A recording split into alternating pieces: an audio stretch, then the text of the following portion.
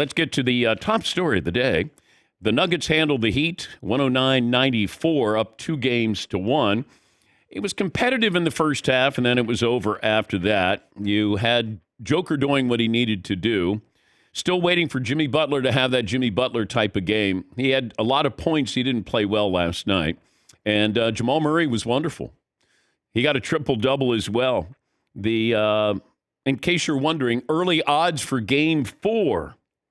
What do you think the odds are according to DraftKings? Game 4. Todd, I'll start with you. I'm going to say Heat 2.5. All right, Seton O'Connor. I'm going to say Nuggets 1.5. All right, Marvin. Nuggets 3.5. Bloop, bloop, bloop. How are you doing this? He's destroying us. How are you doing this? Are you cheating off my paper here? I am not. Okay. I swear on my son. There you go. That's how you deny things. You normally swear at your son, but you're swearing on your son. That is correct. No, you don't yell at your son. I don't. I'm a softie. You don't. You can't yell at Lorenzo. So the Joker, or Jokic, had 32, 21, and 10. That's the first 30-20-10 game in NBA Finals history. That's his third playoff game of 30-20-10. The only ones that we've had, there's only been two such games in postseason history. Wilt Chamberlain in 1967 and Kareem Abdul-Jabbar in 1970. Woo! Ow! Stat of the day! Stat of the day! Stat of the day! Stat of the day! This is the stat of the day!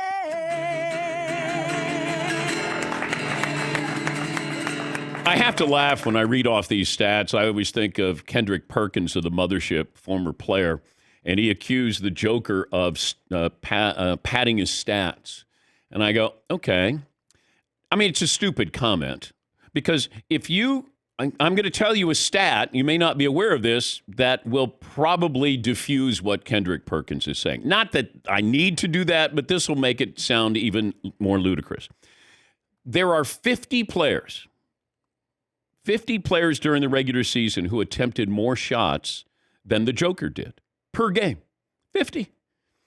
When I think of, padding my stats, I think shooting first.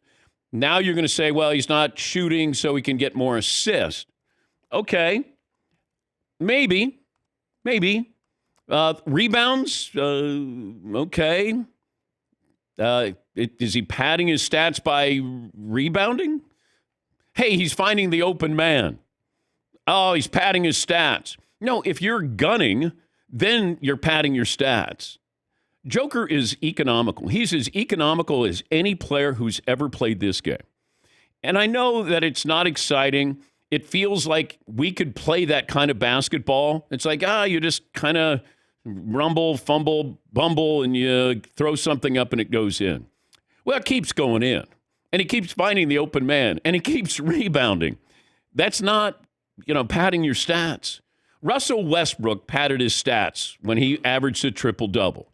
There are players who do this. But to say that the Joker pads his stats, I hope I get a whole team full of guys like that. Hey, everybody wants to pass, rebound, and they're going to limit the number of shot attempts because they want to make sure they share the wealth. Hey, sign me up. I'll take that. Joker is having one of the greatest postseason performances in history. Whether you like it or not, it's here. But I do love that you're finding a lot of people who might claim that they're basketball fans or their job is to cover the NBA. Now they're watching. They have to watch Joker an entire game. Whereas before you just got highlights. And you're like, oh, okay, yeah, Denver. All right, pretty good team. All right, yeah, Joker had some nice numbers. Okay. Now you're watching and you go, okay, I get it. And here's a discussion that's going to happen. Let's say Denver wins the title. Let's say Joker continues to put up he's shooting 54% from the floor. He's shooting 47 from three-point range. Now all of a sudden he's going to get into a category of 2 MVPs. You can argue he should have had a third, and he wins a title. Now, where does he rank in the history of big men? It happens that quickly, folks.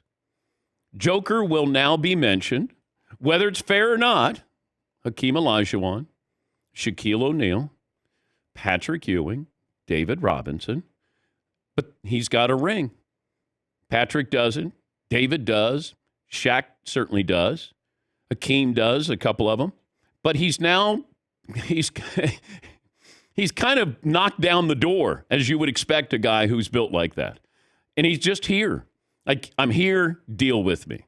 And you're watching last night, and it's really systematic how it happens. There's nothing special. And I think that's what bothers us sometimes. When we see greatness, you're like, oh, my God, that guy's unbelievable. Right? Like Zion, John Morant, unbelievable. They make the highlights. When you watch a Denver Nugget highlight, what are you watching? Oh, what a beautiful backdoor pass. Man, oh, look at that. He banked it. There's a rebound putback. There's a runner in the lane. Jamal Murray with the three-pointer, and the Nuggets win again. That's it. SportsCenter doesn't lead with those highlights during the regular season.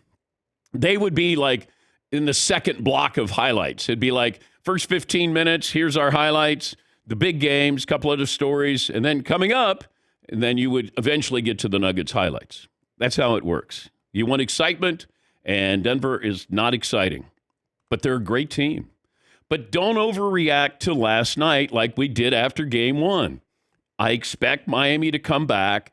They'll have some kind of counterattack here. Now, Bam has played great. He has.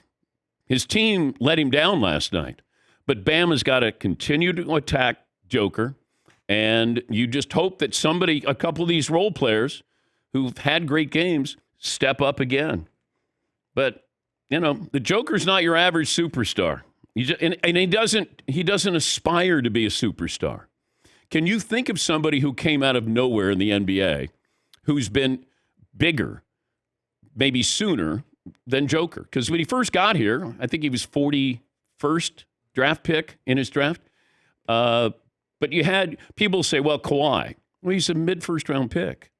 Giannis, he was a mid-first round pick. Luka, he'd been playing against professionals since he was 15.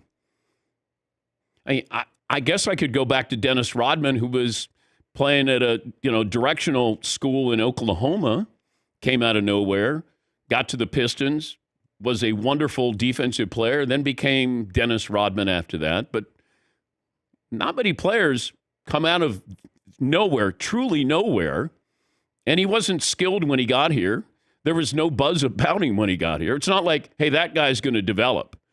Or wait a couple of years, he's going to be the best player. Can you imagine saying that to somebody?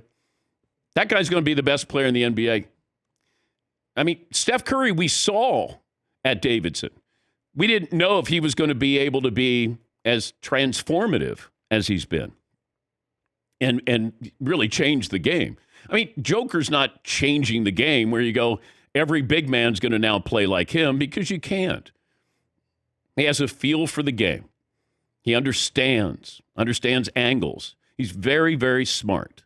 And therefore, he puts those shots up. He keeps it alive. He finds, the open man. He does small things that you love. But imagine 50 players who take more shots per game during the regular season.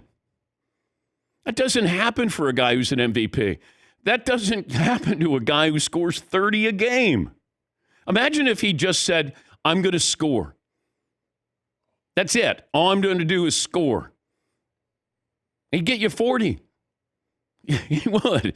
And I know we get caught up, and ESPN had this discussion up. Most unstoppable player in the game. And that's when Stephen A. Smith called him a fat tub of lard who couldn't jump up on a curb. Okay. I don't think it's necessary. How about, no, he's not the most dominating player. I don't know if we had to be personal there. He's just not traditional. Can't jump, Larry Bird couldn't do any of those things. Magic wasn't a great jumper. Magic didn't even have a jump shot. But if you said I get to have him, I'll take him. No? Oh, you want the athletic guy? Go ahead. I'll give you Vince Carter. I'll take Magic. I'll give you Harold Miner. I'll take Larry Bird. Wait, you want athleticism? You got it. Go ahead. Go get him. Yeah, Paul. I got Jokic's draft profile, and all the strengths are like high basketball IQ, great lower body strength. Did they ever say somebody's got a low basketball IQ? You don't see it. Yeah. Here's some of his weaknesses. An average athlete lacking speed and leaping ability. Foot speed is a big liability. Struggle to stay in front of athletes. Will get beat on defense consistently. Very little jumping ability. Very little lateral quickness. A lot of that was his negatives. One of his positives was a self-starter, well-liked by his teammates, outgoing, strong character, doesn't drink or smoke. That was part of his official NBA draft profile. Doesn't drink or smoke. Okay. How'd they find that out? When he's 17. Maybe they just ask him, do you drink? Do you smoke? All right. No. Yes, Eaton. Kevin Durant had a tweet one time where he was just like, it might have been recent. Jokic not interested in being a star. He goes to work, he goes home, he FaceTimes his horses and jumps in the pool. Okay. And that's it. That's Yeah. what he does. He's- FaceTimes his horses. He's just a bigger version of John Stockton. You know? Like, that guy's just boring. Good for him. All I know is they're up 2-1, and they're favored by 3.5 coming up in Game 4.